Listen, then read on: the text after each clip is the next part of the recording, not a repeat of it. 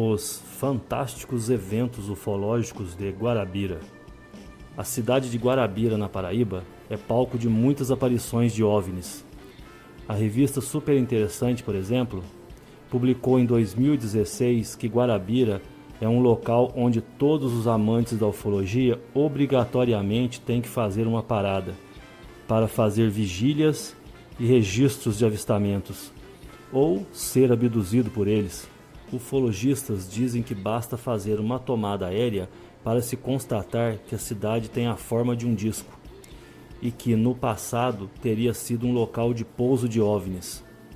Depois de muitas ocorrências e de uma enorme sombra triangular parada por sobre Guarabira em 1996, a maioria dos moradores oferece informações e trabalham como guias turísticos da região. Além dos chamados hotspots, Guarabira também tem relatos de alguns moradores que vivenciaram experiências com os OVNIs.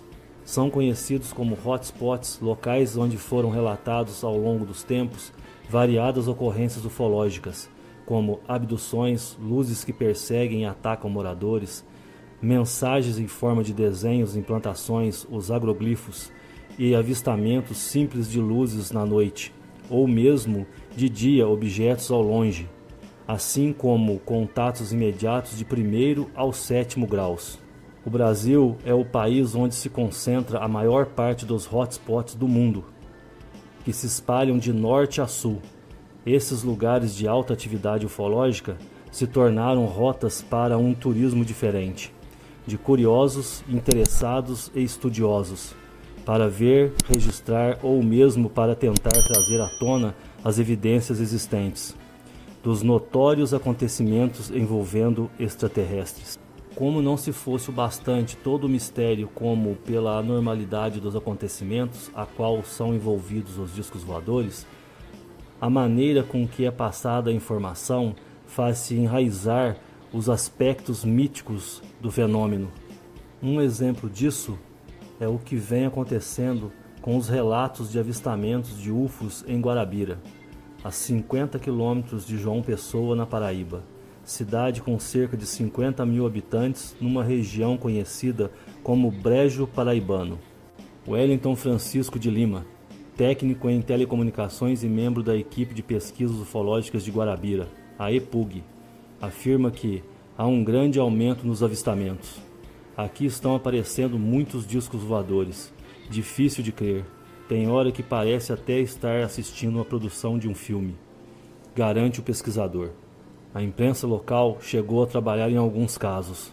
O fato chamou também a atenção da imprensa paulista.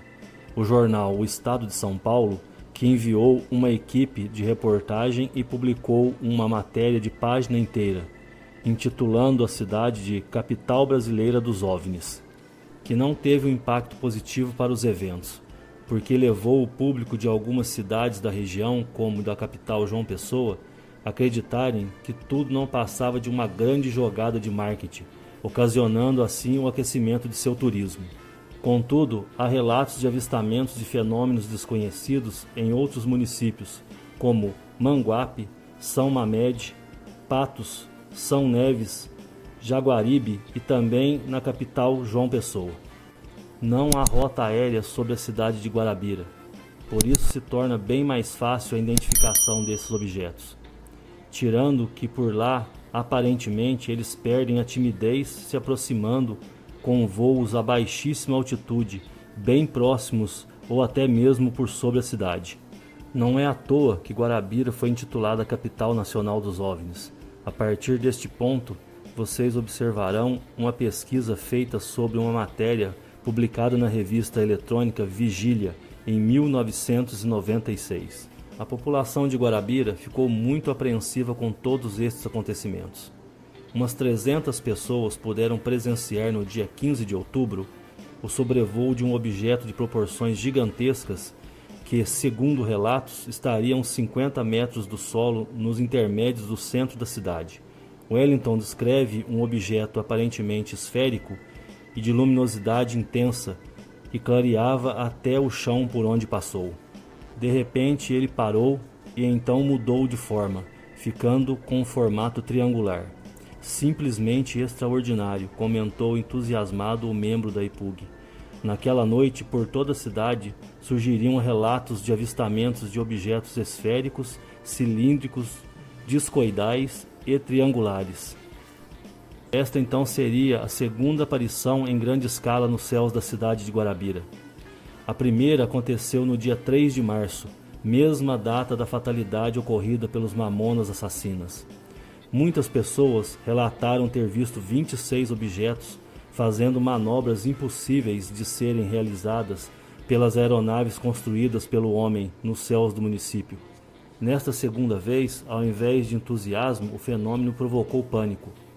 Uma senhora que andava pela rua, vendo aquele objeto gigante passando, teria corrido assustada pensando ser o fim do mundo. E depois disso, no dia seguinte, muitos cogitavam a mudança para outra cidade. UFOs em São Mamede.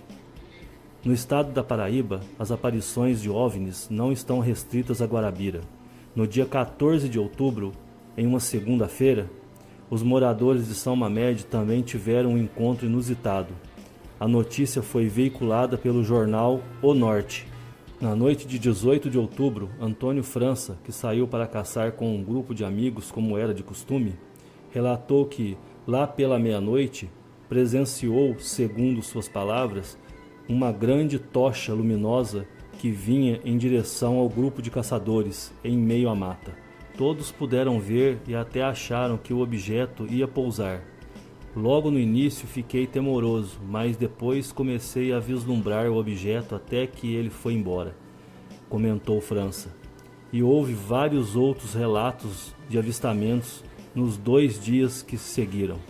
Mais avistamentos, desta vez na cidade de Patos. Os patoenses disseram ter visto OVNIs no mesmo período em que houve o fenômeno em São Mamede. Pessoas que encontravam-se em um velório, também no dia 14, puderam observar um objeto que, durante algum tempo, pairou sobre a cidade, sob céu claro. Na Fazenda Pia, a 8 quilômetros de Patos, os moradores observaram as manobras de um UFO que teria dado voltas pelo entorno da propriedade. E aos poucos se aproximou da casa, e durante um tempo ele teria ficado parado a uns 3 metros do chão. As pessoas que ali estavam disseram que as dimensões do objeto seriam as mesmas de um Fusca. Teria uma forma arredondada e de coloração metálica, luzes verdes e pontos de luzes vermelha. Quando se aproximaram mais, puderam notar que o objeto expelia uma fumaça branca. Uma das filhas do proprietário teria, segundo contam, tirado uma foto do objeto. No jornal Diário de Pernambuco, de 19 de outubro, novamente uma matéria sobre UFOs serviu para complementar os relatos dos fenômenos UFOs na região tanto do Brejo quanto do Sertão Paraibano. O major Bernardo, do 11º Batalhão da Polícia Militar, sediado em Casa Forte, Recife, confirmou um avistamento de objetos voadores não identificados também no dia 14 de outubro, por volta da 1h da manhã. Segundo o major, que naquele momento se encontrava na cidade de Arco Verde na companhia de outros militares, 5 objetos de luminosidade intensa atravessaram os céus rumo ao estado vizinho. Durante a madrugada de segunda para terça-feira, na capital paraibana, muitas pessoas afirmaram ter visto 3 objetos voadores esféricos. De acordo com a professora de História Jacira Lucena de Farias, uma das 3 luzes era vermelha e as outras 2 que a seguiam, amarelas, fato ocorrido por volta das 23h30. A cidade de Guarabira um dia foi intitulada a capital dos OVNIs por revistas especializadas. Hoje apenas 2 pesquisadores continuam estudando os eventos ufológicos, Max TX e Wellington da Telemar. Mas segundo Carlos Bellarmino, também um dos amantes da ufologia, mas afastado há algum tempo das vigílias noturnas à espera de flagrantes de um objeto nos céus, diz que os OVNIs continuam aparecendo. Os estudos pararam, mas sempre tem estrangeiros na Serra da Borborema. Vêm para passarem a noite por lá fazendo vigília, e sempre há evidência. Bellarmino agora se dedica ao ensino na Universidade Federal da Paraíba, UFPB. Diz o professor haver apenas um caso de abdução na década de 90. Uma história de um rapaz achado na Serra da Amarelinha, cidade de Pilõezinhos. Ele tinha alguns cortes pelo corpo, passou um bom tempo impressionado. Ele conta ter sido levado de um local para o outro, onde lhe retiraram amostras de cabelo e unha. Segundo Bellarmino, nem tudo que se vê pode se afirmar ser um OVNI. A característica de um OVNI é diferente. Ele voa em movimentos sinuosos, não faz uma trajetória linear, garante. Segundo o estudioso, na época das descobertas, a equipe chegou a coletar 63 horas de atividades ufológicas. A partir de 1990, foi diminuindo o interesse pelo estudo por parte dos integrantes do grupo, que foi se dispersando. Éramos um grupo vibrante, com professores, médicos, jornalistas de todas as áreas, revela. A cidade teve até um documentário exibido no Fantástico e recebeu na época jornalistas da Folha de São Paulo, agentes do Centro Integrado de Defesa Aérea e Controle de Tráfego Aéreo Sindacta de Recife e da revista UFO. Bellarmino disse que todo o material gravado foi comprovadamente dado como verídico pelo Instituto Nacional de Pesquisas Espaciais, INPE, como objetos não identificados. O grande número de aparições na cidade seriam provocados por linhas imaginárias, que seriam quase como um portal dimensional. Essas linhas, chamadas de tectônicas, onde a lei da gravidade é menor, começam em Mamanguape e terminam em Ponta Porã, no Mato Grosso do Sul. Segundo o estudioso, as aparições ganham força nos meses de setembro e outubro, nos meses de seca. A cidade vive seu período seco e se vê mais, explica. Bellarmino conta que a situação mais estranha que já viveu foi um fato ocorrido na década de 90. Foi um dia que houve um apagão. Naquela noite estava aqui um grupo de São Paulo, vieram para passar a noite em vigília. Nesse dia, a maioria da população de Guarabira viu algo estranho no céu. Nós pudemos registrar 18 tipos de OVNIs, me lembro bem. Um outro fato era uma moça que acompanhava o grupo, Maria Célia. Toda vez que ia haver uma aparição, ela entrava em transe e sabia dizer onde e quando eles iam aparecer. Ela conseguia contar até o que eles faziam dentro da nave, ressalta Bellarmino.